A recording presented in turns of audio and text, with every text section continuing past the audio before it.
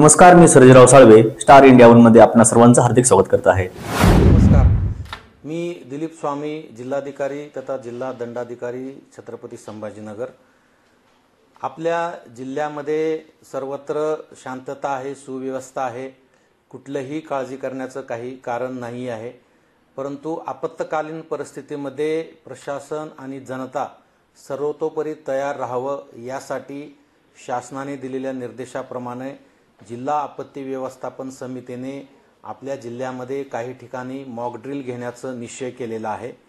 त्यामध्ये आज दिनांक 10 मे रोजी ग्रामीण भागामध्ये पैठण येथे मॉक ड्रिल सायंकाळच्या वेळेस संपन्न होणार आहे।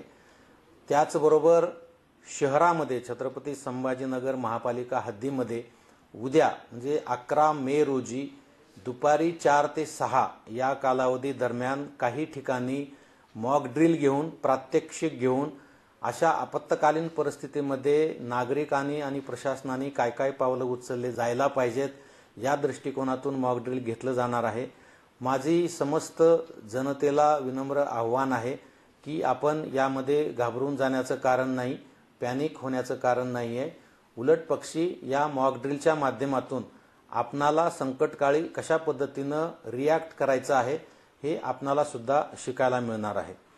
उद्या शहरासोबतच ग्रामीण भागामध्ये सुद्धा वेरूळ येथे आणि अजंठा येथे या ठिकाणी सुद्धा मॉक ड्रिल होणार आहे।